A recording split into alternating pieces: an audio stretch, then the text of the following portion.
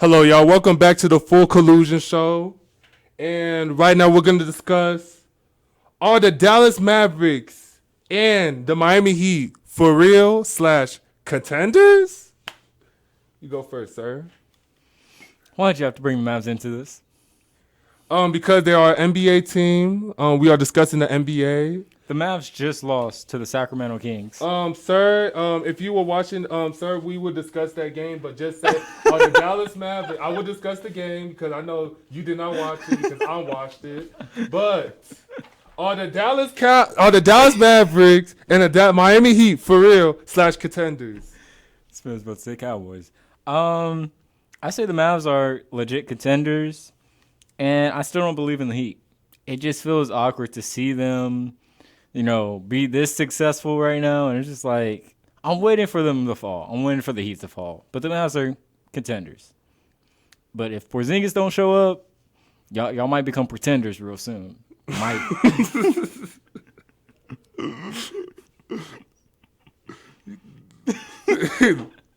Wow, you're saying so soft. Can you talk? All right. Like I said, the Mavs lost to the Kings.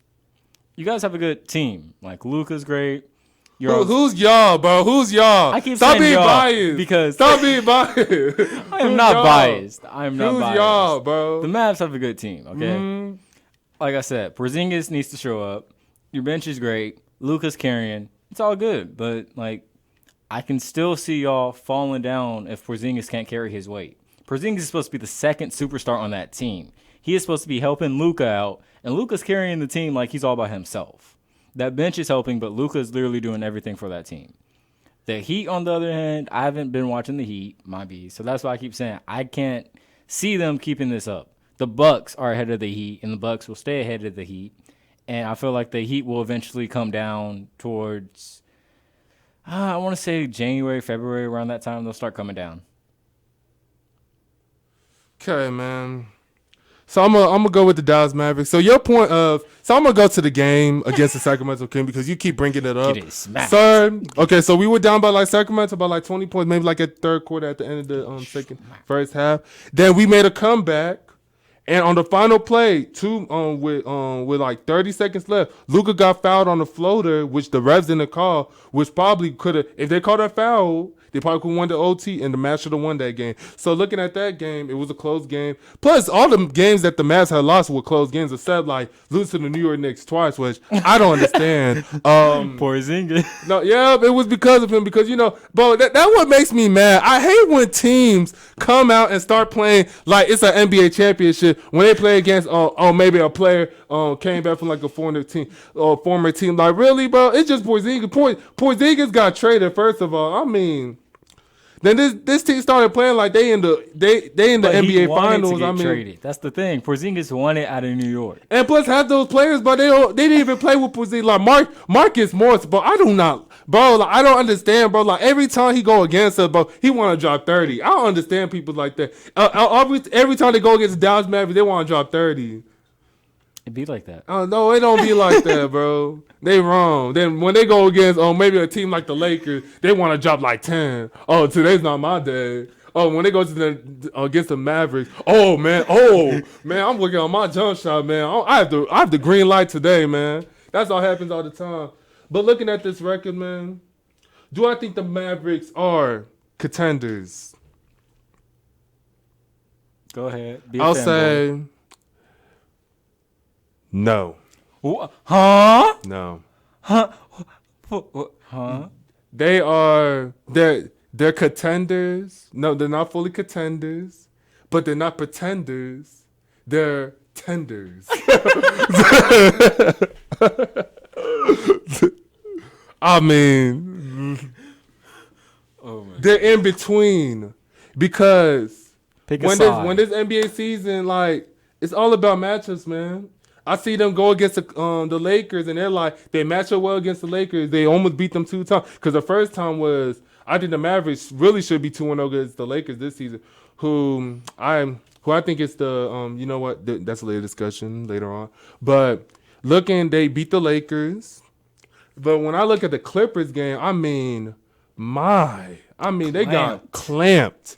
I mean, like, look at those Paul George and Kawhi Leonard. I feel like they're just gonna like make it hard on Luka, and I feel like, man, like the only way I think the Mavericks can actually make the finals if the Lakers if the playoff bracket has to be in their favor. I feel like the Lakers and Clippers have to be in the second round, and maybe if the Lakers, I think they have a higher chance of being the Lakers than the Clippers, because I feel like the Mavericks match more against the Lakers. So looking at that, I feel like the Lakers and Clippers have to be in the second round for the Mavericks to reach the Western Conference Finals. So I think that, but do I think they're contenders? I feel like Porzingis is really inconsistent this year. Yeah, very inconsistent this year. Like, you have one game, he'll drop like 19. The next game, he'll drop 2 points. The next game, he'll drop like 26. Like, it's kind of like flip-flop season. But, you know, it's all right because he's coming off an ACL. You know, you don't expect this year. But next year, you expect him to be like more like a 22, 23, maybe 25 points per game scored. But Luka's carrying the load, so I feel like he's not going to be able to like carry that much. So I feel like, and the Mavericks can actually attract a free agent next year. So maybe the Mavericks can actually be legit contenders.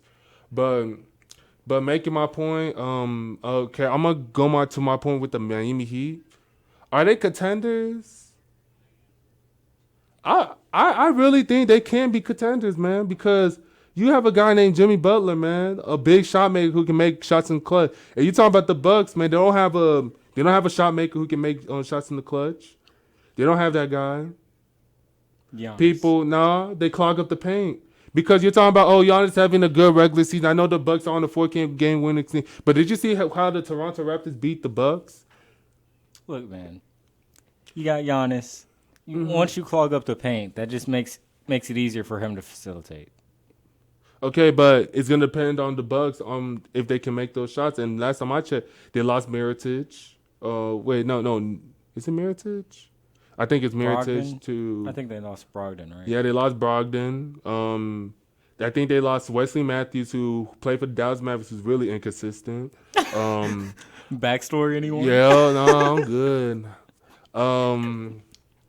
Then looking at they still have Brook Lopez. I just feel like they don't have shooting like they did last year, and I feel like they have Chris Middleton. They don't got the shooting like they did last year, so I feel like they in regular season they look great, but at the same time, when teams start game planning against you, they're gonna force Giannis to facilitate, and they're gonna make those other guys beat them. So looking at that, I feel like the game plan is gonna be like that, and I feel like the Bucks could lose in the second round. Just because I just feel like they're not a better team than last year. I know the record says otherwise, but at the same time, they have a pretty they did beat the Clippers. They did blow out the Clippers, but I feel like if the Clippers and Bucks were in a 7-game series, I'm pretty sure the Clippers will probably win that series. So looking at that, and plus the Miami Heat, man, Tyler Hero, Bam, who else?